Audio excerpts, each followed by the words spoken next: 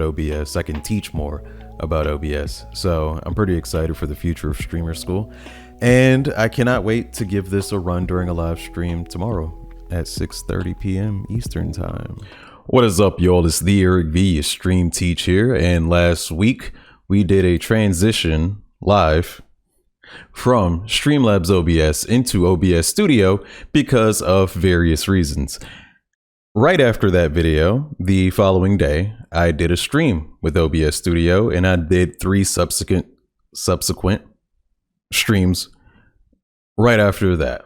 So I've been doing a week with OBS Studio. And what I want to do is tell y'all how the experience has been, what have been some good things that I've seen, what's been some negative things I've seen, and maybe a few things that worry me about the future of OBS Studios. Let's get into it. Class is in session.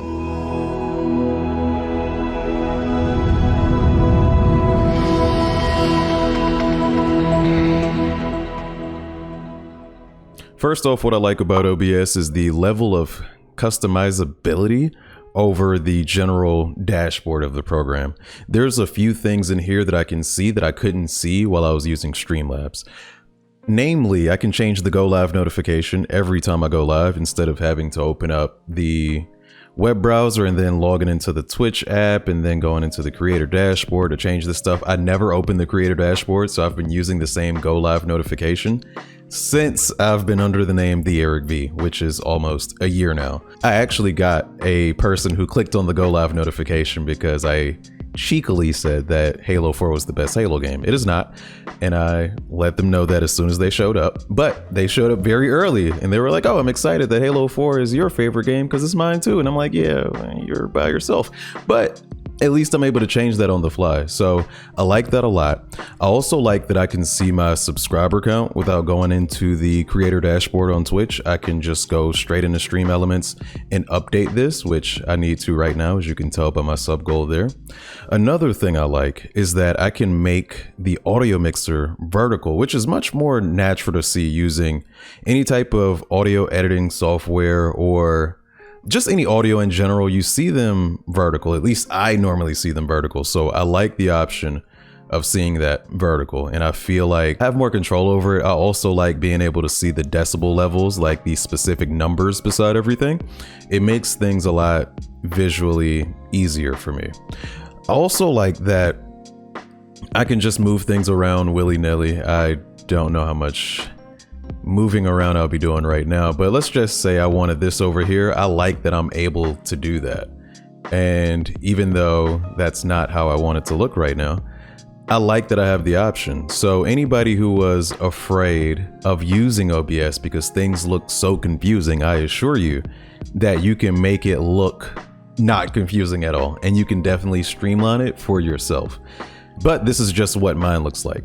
Another thing that I like is if, for instance, you plug in a webcam or something, what you would normally have to do after you plug in that camera is go into properties, which either leads you to double clicking on the source and then clicking on deactivate, then reactivate, or you could right click on it and then click on properties and then you deactivate, reactivate. But in OBS Studio, if you just click on the source, you have properties, filters, deactivate, reactivate right there, which is very convenient. And it's a few clicks, but a few clicks make a lot of difference. And this is why I always say upload your clips to Twitter instead of sending a clip link to Twitter, because people don't want to click. You want to have it as easy as possible. OBS Studio took that ease of use and put it right into their program. So I love that. I mentioned in my video last week that one of the main reasons I wanted to move to OBS Studio was the plugins that you could use.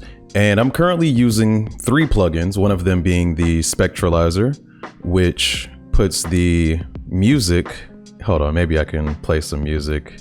Let's look up our good old boy Harris Heller's Stream Beats.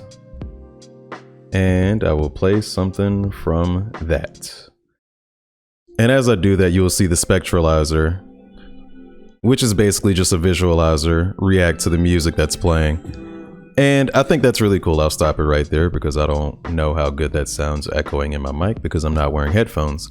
But another plugin I'm using is the StreamFX. And I know StreamFX is really popular. Every plugin list I looked at, StreamFX was right there. I namely, so far, am only using it to blur out the spectralizer effect so it looks a little less rigid.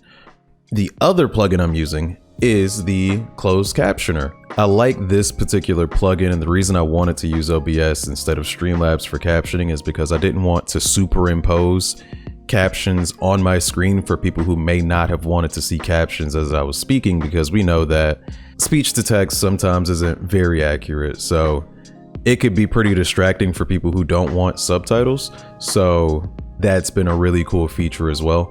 Anybody wants to see how to do this, but there are tutorials out there. But if you want to see me do one, because maybe you prefer me for whatever reasons, there are many to choose from. But yeah, I could do that.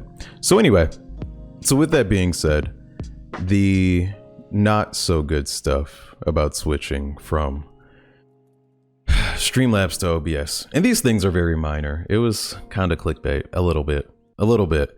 But when you use the method that I used last week, that was only to get the scenes over from Streamlabs. That did not get any alerts off of the Streamlabs cloud. That didn't change any donation settings. That didn't change the chat bot or anything like that. So I am still dependent upon Streamlabs while using OBS. But I can just use OBS Studio on the front end instead of using Streamlabs. But if you are trying to completely separate yourself from Streamlabs, that is going to take a bit of work. Now, there is a Stream Elements extension you can use on Google Chrome that can transfer your Streamlabs stuff into Stream Elements, so you can then put it into OBS Studio, which will completely help you separate from the Streamlabs ecosystem. This is not something that I am comfortable doing just yet, because I feel like inevitably something will go wrong in the transfer process. And I don't feel like, especially in this holiday time right now, that I will have time to fix everything the way I want to. So that is the first con of the switch, if you will. The other thing I'm worried about is in the hate rate video I did, I showed how you could easily go into your alert box and turn off follower alerts specifically. Hate raids haven't happened in a while, to my knowledge, but if they were to rear their ugly head again, I wouldn't know how to deal with them as quickly, at least without turning off the alert box altogether. So that's a little less convenient than I would like. And the other thing is the main one, and that is everything being in the Streamlabs cloud. It's very convenient to open up Streamlabs on a different computer, log into it, and then have all the scenes come over.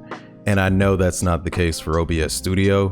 So when it comes to using multiple devices, which thankfully I haven't had to do since switching to OBS, but if I get a new computer or something like that, the thought of switching everything over is kind of painful. And I guess theoretically, I could log into Streamlabs OBS again and have my old stuff, and then do the scene collection export to OBS Studio again. I'm not sure how that works. I haven't put a whole lot of thought into it, if you can't tell by my confusion, but that is something that is a little less convenient about OBS Studio, is that you get a new device, you have to do everything from scratch, I'm pretty sure.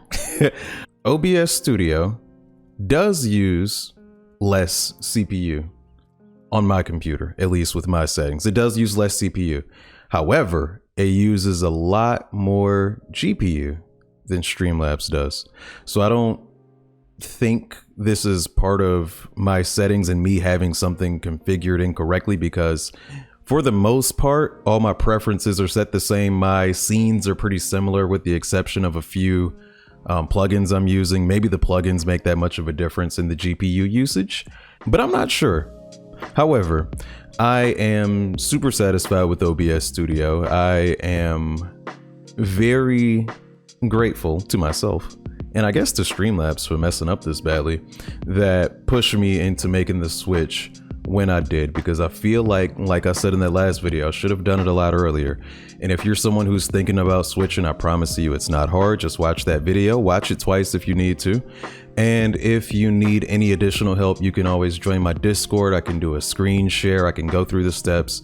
I can make sure that everything goes as smoothly as possible for you. I've done it for others in my Discord earlier last week. FYI, in the future, you may see a few videos, maybe even 3 videos that I have pre-recorded before last week's video. Because of that, you might still see me use Streamlabs or recommend Streamlabs. This is not me backpedaling or anything like that. It's just that at the time, it was in the past. I wasn't primarily using OBS Studio yet, so you might see some of that stuff. You can tell those videos by the Halloween decorations in the back and on my microphone. And my beard might be a little longer and my eyebrow might be a little fuller. So be on the lookout for those videos. But with that being said, shout out to OBS Studio. I am happy to be here. And if you feel like this video will help anybody having that tough decision to make the switch, send it to them. And if you like the video, then like the video. That's it. Class dismissed.